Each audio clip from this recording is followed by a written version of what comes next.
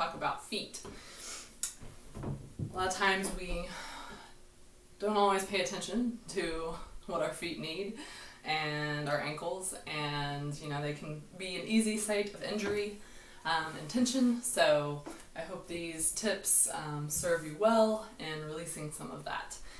Before you even start your day, I would recommend when you're getting out of bed for the first time, before you put your feet on the floor, go ahead and just let your legs dangle, shake them out, do some ankle rolls. And anytime you're meeting resistance when you're rolling your ankles, instead of trying to immediately push through, go ahead and just take a moment to breathe before continuing that circle, and just see if that is a little bit easier. You can do some infinity symbols. You can make little small rolls. You can make large rolls. You can try pulling your feet up towards you. You can release them out. Go ahead and curl those toes under as well, and then release them. Feeling that stretch into the front of your shins and your ankles.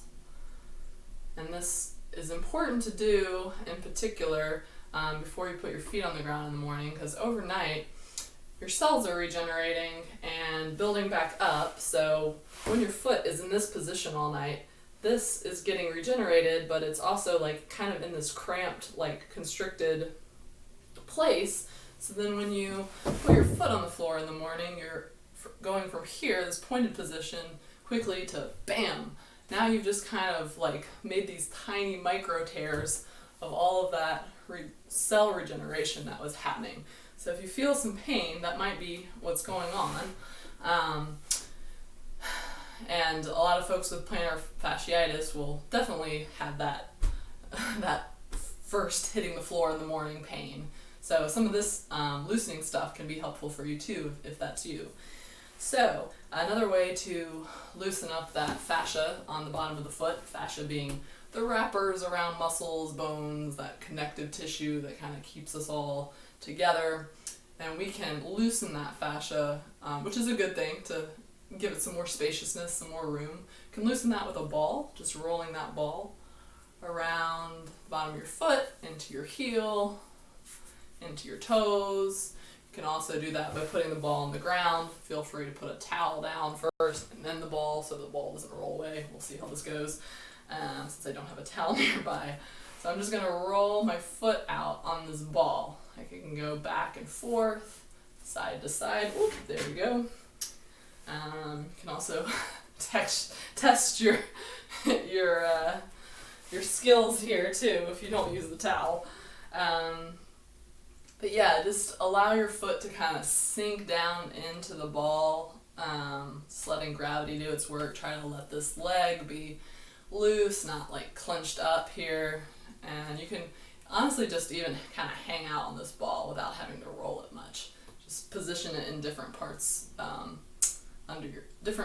position it under different parts of your foot.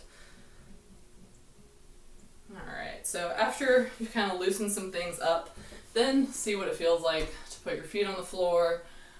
If you need a little bit of extra release around your ankles into your calves, one that I like to do is getting a good grip on the front of my knee, kind of under my knee. I'm going to let my palms and my finger pads sink in and up. So in and up, so I'm just kind of pulling my knee, almost like pulling my knee towards my chest, but I'm not actually going to pull it. I'm just going to let it hang. I'm going to let my shoulders be down, my elbows be loose. And then I'm going to do the same thing. Ankle rolls and front, back, left, right. And see how much more you feel a pull into your shin, into the sides of your ankles, into the back. And you can experiment with where you place your hands. You can go farther down your shin to get even more an intense stretch here.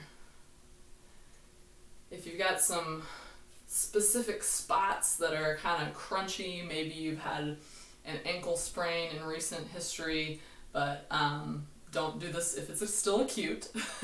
This is, you know, this is after you're out of the rice phase of healing. This is, you know, when you're just trying to get things to line up a little better in your ankles and feet, and you're having some kind of crampy things happening.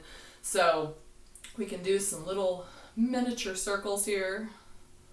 You can do larger circles. You can get really specific and allow your finger pads to sink into the muscle bellies, into the tendons and ligaments. And you can do that all around the circle thing, which is called the malleolus, which is often the site of injury. But you can also, you know, do this anywhere on your foot that you're feeling tension.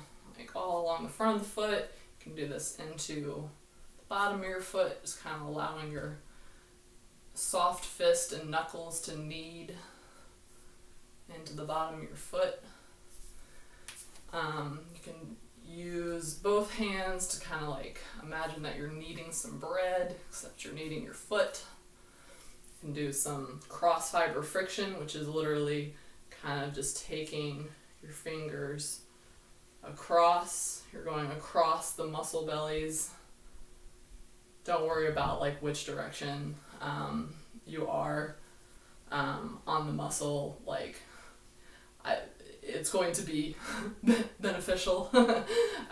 So don't worry too much about the anatomy here.